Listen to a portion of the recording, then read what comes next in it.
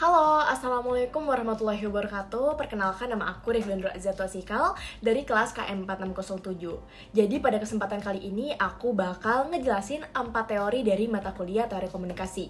Nah, teori pertama yang bakal aku coba jelasin itu adalah teori penetrasi sosial.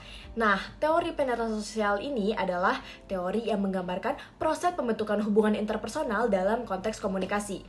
Teori ini sendiri dikembangkan oleh Irwin Altman dan juga Dalmas Taylor pada tahun 1973 dan berfokus pada bagaimana kedalaman serta keintiman hubungan antara individu dan individu yang berkembang seiring waktu. Di sini aku bakal mungkin ngasih contoh kasus sederhana kali ya tentang tahap-tahap penetrasi sosial dalam membangun hubungan persahabatan. Jadi yang pertama itu ada tahap pengenalan. Jadi misalnya nih ada 2 orang asing yang baru bertemu di sebuah acara atau event. Nah, mereka nih mulai nih obrolan basa-basi tentang hal-hal umum lah ya, seperti kayak cuaca, hobi, atau pekerjaan dari mereka.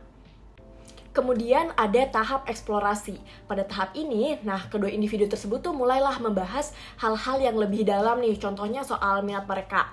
Kayak siapa sih selebrita favorit mereka, atau series Netflix apa yang biasanya mereka nonton di saat weekend, atau mungkin juga bisa cerita-cerita lah tentang liburan mereka yang berkesan gitu. Nah, pada tahap eksplorasi ini, mereka nih mulai nih berbagi beberapa pengalaman emosional mereka yang lebih pribadi. Kemudian ke tahap penetrasi. Pada tahap penetrasi ini nih, salah satu dari mereka nih mulailah mengungkapkan perasaan mereka yang lebih dalam. Misalnya salah satu dari mereka nih udah mulai curhat lah, atau cerita-cerita tentang kehidupan pribadinya atau hal-hal lain yang lebih intim. Pada tahap penetrasi ini, mereka ini mulai membahas topik yang lebih sensitif dan mulai membangun ikatan emosional yang lebih dalam. Kemudian sampailah mereka ke tahap stabilisasi. Jadi setelah beberapa waktu mereka saling mengenal dengan baik dan merasa nyaman nih dalam berbagi pikiran, perasaan, serta pengalaman pribadi mereka. Jadi pada tahap stabilisasi ini, keduanya nih telah mencapai tingkat kedalaman serta keintiman yang tinggi dalam sebuah hubungan. Akhirnya mereka memilikilah kepercayaan yang kuat satu sama lain dan mulai menjalin hubungan persahabatan. Jadi yang tadi awalnya mereka strangers, karena telah melewati tahap-tahap penetrasi sosial ini, akhirnya mereka dapatlah kepercayaan satu sama lain dan kemudian menjalin hubungan persahabatan. Jadi, secara keseluruhan, teori penetrasi sosial ini memberikan pandangan tentang bagaimana hubungan interpersonal berkembang dari permulaan yang dangkal menjadi kedalaman yang lebih besar melalui tahap-tahap penetrasi dan juga pengungkapan diri. Kemudian, teori kedua ada uncertainty reduction atau teori mengurangi ketidakpastian atau pengurangan ketidakpastian. Nah, teori ini ditemukan oleh Charles Berger dan juga Richard Calabrese pada tahun 1975. Uncertainty reduction ini adalah proses mengurangi ketidakpastian atau ketidakjelasan dalam interaksi komunikasi antara individu atau kelompok. Jadi, menurut teori ini nih, ketika kita baru pertama kali bertemu dengan orang baru nih, kita sering banget nih dihadapkan dengan ketidakpastian. Ketidakpastian sendiri ini merupakan suatu keadaan di mana kita ragu atas kemampuan untuk memprediksi hasil dari interaksi dengan orang baru tersebut. Termaksud juga keraguan tentang apa yang harus dilakukan bila bertemu dengan orang baru atau orang asing. Jadi, untuk mengatasinya, kita perlu nih proses reduksi ketidakpastian. Nah, proses reduksi ketidakpastian ini nih bertujuan untuk mengurangi ketidakpastian tersebut melalui pertukaran informasi yang lebih lanjut. Nah, proses ini nih dapat melibatkan tindakan seperti bertanya, mengamati, serta mencari informasi tambahan mengenai orang baru tersebut. Menurut Berger dan Calabrese, ada nih 3 strategi dalam pengurangan ketidakpastian. Di sini aku bakal sekalian ngasih contoh kasus orang PDKT aja kali ya. Yang pertama tuh ada strategi pasif. Nah, dimana di saat kita baru interest ya kali sama orang, kita tuh mulailah mengamati kayak sikap dia, perilaku dia, atau gerak-gerik dia tanpa mengganggu orangnya langsung. Kemudian strategi aktif. Nah, pada strategi aktif ini nih kita mulai nih nyari tahu informasi mengenai dia nih ke teman-temannya. Ini crush kita nih orangnya kayak gimana deh, sikap dia tuh kayak gimana deh, dia suka apa, dia suka makan apa. Atau sekarang kita udah ada media sosial ya, kita mulai carilah Instagram dia gitu, dia nih suka nge-share apa di Instagram atau di TikTok dia. Jadi pada tahap ini nih kita masih mencari informasi tuh belum langsung ke orangnya. Kemudian ke strategi interaktif. Nah, pada strategi inilah kita langsung nih menggali informasi dari orangnya langsung. Nah, jadi kita kayak mulailah bertanya, nyamperin, memberanikan diri untuk nyamperin crush kita nih. Kayak, lo namanya ini ya, lo suka ini bukan? Nah, kita galilah informasi lewat orangnya langsung.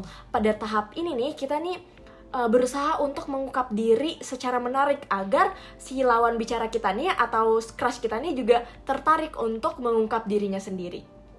Nah, jadi dengan assertive introduction ini dapat membangun kepercayaan, memperkuat hubungan, serta meningkatkan efektivitas dalam berkomunikasi. Jadi saat ketidakpastian itu berkurang nih, individu atau kelompok itu bakal cenderung lebih nyaman, lebih yakin, serta lebih mampu untuk memprediksi perilaku dari pihak lain. Kemudian kita bakal masuk ke teori ketiga. Nah, teori ketiga ini aku bakal coba ngebahas mengenai teori disonansi kognitif. Nah, disonansi kognitif ini merupakan konsep psikologis yang dikemukakan oleh Leon Festinger pada tahun 1957. Teori ini menjelaskan tentang perasaan yang tidak nyaman yang diakibatkan oleh sikap, pemikiran, dan juga perilaku yang bertentangan, yang mana memotivasi seseorang untuk mengambil langkah demi mengurangi ketidaknyamanan tersebut.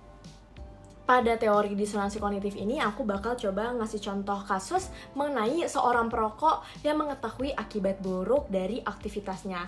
Nah, maka ada nih ketidakcocokan antara pengetahuan dia tentang bahayanya merokok dengan aktivitas merokoknya itu. Nah, dengan adanya ketidaknyamanan ini, terciptalah disonansi kognitif. Seorang perokok ini nih dapat nih mengurangi disonansi kognitifnya dengan mengubah perilakunya untuk menyeimbangkan pikirannya. Mungkin dengan mencari informasi baru yang dapat membantah keyakinan dia tentang bahayanya merokok, atau mencari cara lain untuk membenarkan perilaku dengan meyakini bahwa merokok itu tuh bisa bikin dia rileks atau menghilangkan stres. Dengan demikian, ia dapat meneruskan aktivitas merokoknya dengan rasa nyaman tanpa memikirkan akibat buruknya. Kemudian kita bakal masuk ke teori keempat. Nah, teori keempat ini aku bakal ngebahas mengenai teori retorika. Retorika sendiri ini merupakan studi tentang seni dan keahlian dalam berbicara maupun menulis. Retorika ini melibatkan penggunaan bahasa serta argumen yang dimiliki seseorang untuk mempengaruhi khalayak. Pada teori retorika ini, aku bakal coba ngasih contoh kasus mengenai seorang sales penjualan yang menggunakan teori retorika ketika ia ingin mempresentasikan produknya.